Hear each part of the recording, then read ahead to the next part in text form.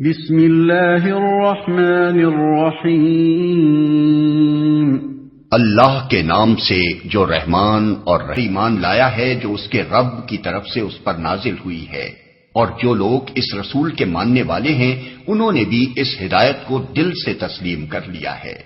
یہ سب اللہ اور اس کے فرشتوں اور اس کی کتابوں اور اس کے رسولوں کو مانتے ہیں، اور ان کا قول یہ ہے کہ ہم اللہ کے رسولوں کو ایک دوسرے سے الگ نہیں کرتے، ہم نے حکم سنا اور اطاعت قبول کی۔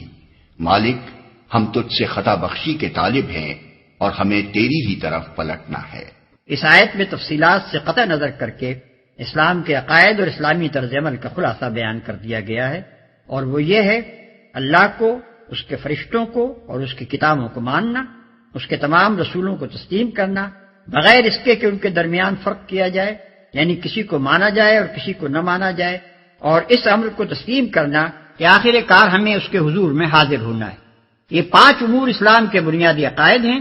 ان عقائد کو قبول کرنے کے بعد ایک مسلمان کے لیے صحیح طرز عمل یہ ہے کہ اللہ کی طرف سے جو حکم پہنچے اسے وہ بصر و چشم قبول کرے، اس کی اطاعت کرے اور اپنے حسن عمل پر غرہ نہ کرے، بلکہ اللہ سے عفو و درگزر کی درخواست۔ الکافرین،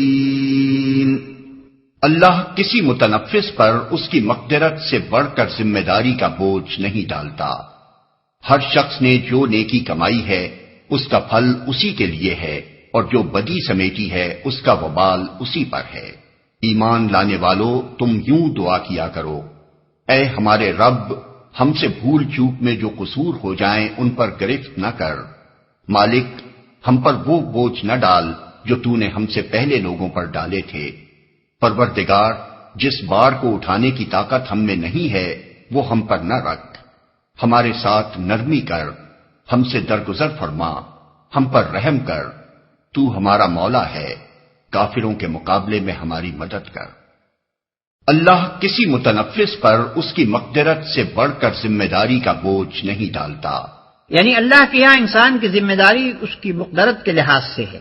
ایسا ہرگز نہ ہوگا کہ بندہ ایک کام کرنے کی قدرت نہ رکھتا ہو اور اللہ اس سے باز پرس کرے کہ تو نے فلاں کام کیوں نہ کیا، یا ایک چیز سے بچنا فی الحقیقت اس کی مقدرت سے باہر ہو اور اللہ اس پر مواخذہ کرے کہ تو نے اس سے پرہیز کیوں نہ کیا۔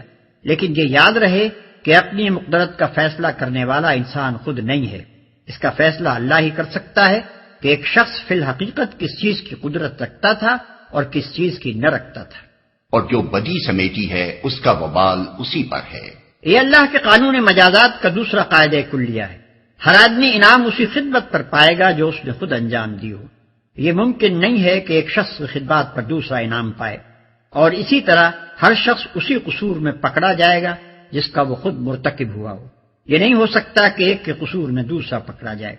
ہاں، یہ ضرور ممکن ہے کہ ایک آدمی نے کسی نیک کام کی بنا رکھی ہو اور دنیا میں ہزاروں سال تک اس کام کے اثرات چلتے رہیں اور یہ سب اس کے کارنامے میں لکھے جائیں، اور ایک دوسرے شخص نے کسی برائی کی بنا رکھی ہو اور صدیوں تک دنیا میں اس کا اثر جاری رہے اور وہ اس ظالم اول کے حساب میں درج ہوتا رہے، لیکن یہ اچھا یا برا جو کچھ بھی پھل ہوگا اسی کی صحیح اور اسی کے کسب کا نتیجہ ہوگا۔ بہرحال یہ ممکن نہیں ہے کہ جس بھلائی یا جس برائی میں آدمی کی نیت اور صحیح و عمل کا کوئی حصہ نہ ہو اس کی جزا یا سزا اسے مل جائے۔ مکافات عمل کوئی قابل انتقال چیز نہیں ہے۔ ہم پر وہ بوجھ نہ ڈال جو تو نے ہم سے پہلے لوگوں پر ڈالے تھے، یعنی ہمارے پیش رووں کو تیری راہ میں جو آزمائشیں پیش آئیں، جن زبردست ابتلاؤں سے وہ گزرے، جن مشکلات سے انہیں سابقہ پڑا، ان سے ہمیں بچا۔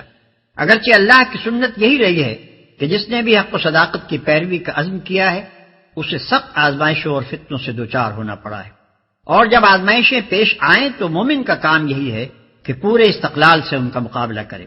لیکن بہرحال مومن کو اللہ سے دعا یہی کرنی چاہیے کہ وہ اس کے لیے حق پرستی کی راہ کو آسان کر دے۔ جس بار کو اٹھانے کی طاقت ہم میں نہیں ہے وہ ہم پر نہ رکھ، یعنی مشکلات کا اتنا ہی بار ہم پر ڈال جسے ہم سہار لے جائیں، آزمائشیں بس اتنی ہی بھیج کہ ان میں ہم پورے اتر جائیں۔ ایسا نہ ہو کہ ہماری قوت برداشت سے بڑھ کر سختیاں ہم پر نازل ہوں اور ہمارے قدم راہ حق سے ڈگمگا جائیں۔ کافروں کے مقابلے میں ہماری مدد کر۔ اس دعا کی پوری روح کو سمجھنے کے لیے یہ بات پیش نظر رہنی چاہیے کہ یہ آیات ہجرت سے تقریباً 1 سال پہلے معراج کے موقع پر نازل ہوئی تھیں، جبکہ مکے میں کفر و اسلام کی کشمکش اپنی انتہا کو پہنچ چکی تھی۔ مسلمانوں پر مصائب و مشکلات کے پہاڑ ٹوٹ رہے تھے، اور صرف مکہ ہی نہیں بلکہ سرزمین عرب پر کوئی جگہ ایسی نہ تھی جہاں کسی بندے خدا نے دین حق کی پیروی اختیار کی ہو اور اس کے لیے خدا کی سرزمین پر سانس لینا دشوار نہ کر دیا گیا ہو۔ ان حالات میں مسلمانوں کو تلقین کی گئی کہ اپنے مالک سے اس طرح دعا مانگا کرو۔ ظاہر ہے کہ دینے والا خود ہی جب مانگنے کا ڈھنگ بتائے تو ملنے کا یقین آپ سے آپ پیدا ہوتا ہے، اس لیے یہ دعا اس وقت مسلمانوں کے لیے غیر معمولی تسکین قلب کی موجب ہوئی۔ علاوہ بری اس دعا میں ضمناً مسلمانوں کو یہ بھی تلقین کر دی گئی کہ وہ اپنے جذبات کو کسی نامناسب رخ پر نہ بہنے دیں، بلکہ انہیں اس دعا کے سانچے میں ڈھال لیں۔ ایک طرف ان روح فرسا مظالم کو دیکھیے جو محض حق پرستی کے جرم میں ان لوگوں پر توڑے جا رہے تھے، اور دوسری طرف اس دعا کو دیکھیے جس میں دشمنوں کے خلاف کسی تلخی کا شائبہ تک نہیں۔ ایک طرف ان جسمانی تکلیفوں اور مالی نقصانات کو دیکھیے جن میں یہ لوگ مبتلا تھے، اور دوسری طرف اس دعا کو دیکھیے جس میں کسی دنیاوی مفاد کی طلب کا ادنا نشان تک نہیں ہے۔ ایک طرف ان حق پرستوں کی انتہائی خستہ حالی کو دیکھیے، اور دوسری طرف ان بلند اور پاکیزہ جذبات کو دیکھیے جن سے یہ دعا لبریز ہے۔ اس تقابل ہی سے صحیح اندازہ ہو سکتا ہے کہ اس وقت اہل ایمان کو کس طرز کی اخلاقی اور روحانی تربیت دی جا رہی تھی۔